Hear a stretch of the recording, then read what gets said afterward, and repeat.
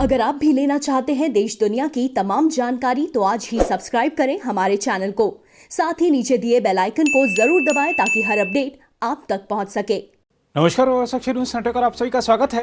केंद्रीय कृषि मंत्री नरेंद्र सिंह तोमर ने किसान संगठनों से केंद्र सरकार के 3 नए कृषि कानूनों के प्रावधानों के खिलाफ प्रदर्शन समाप्त करने और सरकार के साथ बातचीत फिर से शुरू करने की अपील की है, लेकिन उन्होंने इन कानूनों को रद्द करने से इनकार भी कर दिया है। मंत्री ने कहा कि कृषि उपज मंडी समितियों यानी एपीएमसी और न्यूनतम समर्थन मूल्य यानी एमएसपी पर खरीद प्रणाली बनी रहेगी तथा इसे और मजबूत किया जाएगा।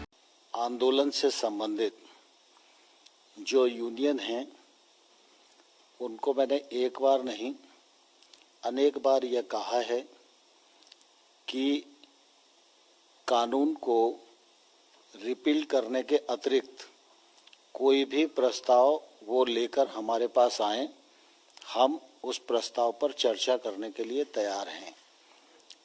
दूसरा, हमने हमेशा किसान आंदोलन के साथ संवेदनशील रवैया अख्तियार किया है।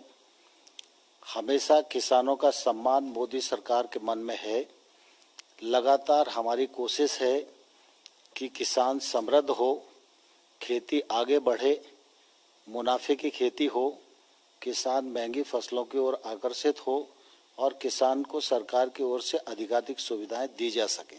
कृषि सुधार कानून भी इसी दिशा में भारत सरकार का एक महत्वपूर्ण कदम है और मैं समझता हूँ समय रहते किसान यूनियन को उसके महत्व को समझना चाहिए। सारा देश उसके महत्व को समझ रहा है और मैं अभी भी आपके माध्यम से उनको ये कहना चाहता हूँ कि कुल मिला के एपीएमसी के विषय को जिस प्रकार से कहा जा रहा था, तो ये इस निर्णय के बाद मैं समझता हूँ इस पर विचार किया जा सकता है और विश्वास भी किया जा सकता है कि एपीएमसी समाप्त नहीं होगी। ऐसा कानून में कोई प्रावधान नहीं है। एपीएमसी राज्य के कानून के अंतर्गत बनती है और एपीएमसी और सशक्त हो और किसानों के लिए उपयोगी हो, यह मोदी सरकार की प्रतिबद्धता है। इसलिए 1 लाख करोड़ रुपए के इंफ्रास्ट्रक्चर फंड में उसको पात्र इकाई माना गया है और इसके बाद निश्चित रूप से एपीएमसी की क्षमता बढ़ेगी। यह भी कहा जाता था कि एमएसपी के लिए समस्या जाएगी, तो आप सबने देखा जब से आंदोलन शुरू हुआ है तब से लगातार पैदावार भी बढ़ रही है, लगातार खरीद भी बढ़ रही है और दलहन और तिलहन की भी खरीद बढ़ रही है। उधर किसान नेता राकेश टिकैत ने कहा है कि किसान संगठन सरकार से बातचीत करने को राजी हैं, लेकिन किसी प्रकार की कोई शर्त नहीं होनी चाहिए। पहली बात तो ये है कि वे फेयर कंडीशन ये लगा रहे कि किसान आए, बातचीत करें और कानून चेंज नहीं होंगे, कानून में बदलाव करें, कानून खत्म नहीं होंगे और आन के बातचीत कर ले, धरना खत्म कर दे। तो जो 8 महीने से किसान बैठे, कोई ऐसे ही नहीं बैठे कि सरकार इसको एडवाइजर देगी, एडवाइजरी बोर्ड की मेंबर है और किसान को जो कुछ कहेगी उसके डायरेक्शन पे किसान चलेगा, ऐसा नहीं है। सरकार को बातचीत करनी, जो भी होगी वो हाउस के अंदर बात होगी। उनको बात करनी है, बात करें, लेकिन कंडीशन लगा कर बात ना करें। दूसरी चीज ये है कि वो कौन सा सिस्टम है कि जिससे मंडी बच जाएगी।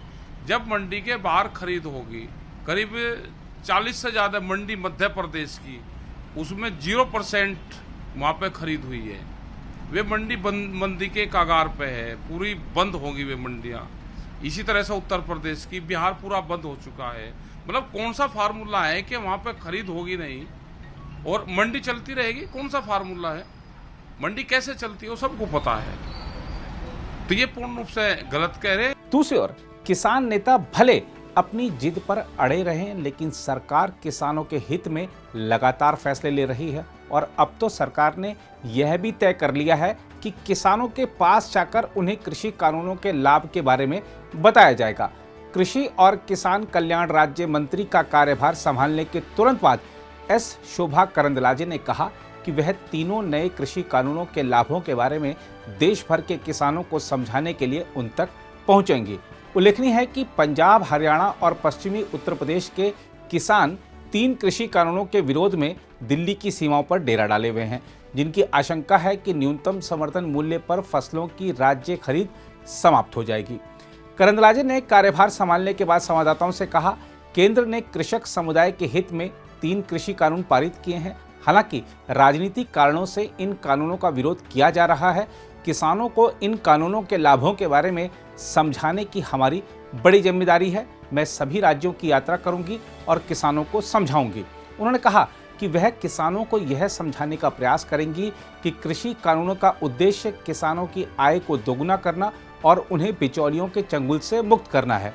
कर्नाटक भाजपा की 55 वर्षीय नेता ने कहा कि मोदी सरकार का उद्देश्य किसानों की आय को दोगुना करना है और उन्हें कृषि मंत्री के रूप में किसानों की समस्याओं को समझने और उनका प्रभावी ढंग से हल करने की एक बड़ी जिम्मेदारी मिली है।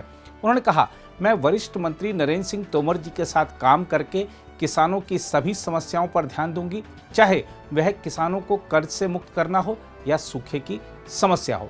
हम आपको बता दें कि गतिरोध को तोड़ने और किसानों के विरोध को समाप्त करने के लिए सरकार और यूनियनों ने 11 दौर की बातचीत की। आखिरी जो बातचीत है 22 जनवरी को हुई थी। 26 जनवरी को किसानों के विरोध प्रदर्शन द्वारा ट्रैक्टर रैली के दौरान व्यापक हिंसा के बाद बातचीत फिर से शुरू नहीं हो पाई है। सुप्रीम कोर्ट ने तीनों कानूनों के क्रियान्वयन पर अगले आदेश तक रोक लगा दी है और समाधान खोजने के लिए एक समिति का गठन किया है और यह समिति पहले ही अपनी रिपोर्ट सौंप चुकी है। इससे पहले गुरुवार को केंद्रीय मंत्रिमंडल ने एक बहुत बड़ा फैसला किसान हित में किया है और तय किया है कि कृषि उपज मंडी समितियां यानी एपीएमसी अब बाजार क्षमता के विस्तार और किसानों को बेहतर सुविधाएं प्रदान करने के लिए 1 लाख करोड़ रुपए के कृषि बुनियादी ढांचा कोष से वित्तीय सुविधाएं लेने के लिए पात्र होंगी। इस आशय की घोषणा करते हुए कृषि मंत्री नरेंद्र सिंह तोमर ने कहा कि इस निर्णय से एपीएमसी और मजबूत होंगी। साथ ही इससे विरोध प्रदर्शन कर रहे किसानों के मन से यह आशंका दूर होगी कि 3 नए कृषि कानूनों के क्रियान्वयन के साथ इन मंडियों को समाप्त कर दिया जाए। प्रधानमंत्री नरेंद्र मोदी जी की अध्यक्षता में बैठक में कृषि एवं स्वास्थ्य मंत्रालय से संबंधित अनेक निर्णय हुए। कृषि मंत्रालय से संबंधित जो निर्णय हैं विगत 7 वर्षों के आप सब भी साक्षी हैं। लगातार भारत सरकार के निर्णय, प्रधानमंत्री नरेंद्र मोदी जी की जो कृषि और किसान के प्रति प्रतिबद्धता है उसके परिचायक हैं और वो प्रतिबद्धता को दर्शाते हैं। किसान आंदोलन से जुड़े हुए मित्रों को भी कहना चाहता हूँ, आम तौर पर ये कहा जाता है कि नए कानून आए उससे एपीएमसी ख़त्म हो जाएगी। आप सबके ध्यान में है कि भारत सरकार ने जो कुछ भी समय समय पर कहा है उसको करने का सद प्रयत्न किया है और जो घोषणा बजट में भारत सरकार की होती हैं उनको भी क्रमशः हम पूरा करते हैं। जब इस बार बजट आया था तो ये कहा गया था कि मंडियां समाप्त नहीं होंगी, मंडियों को और मजबूत किया जाएगा, मंडियों को और संसाधन मिले इस दृष्टि से प्रयत्न किया जाएगा और जो कृषि अवसंरचना फंड 1 लाख करोड़ रुपए का आत्मनिर्भर भारत के अंतर्गत प्रावधानित किया गया है, उस 1 लाख करोड़ के फंड का उपयोग ये एपीएमसी कर सकेंगी।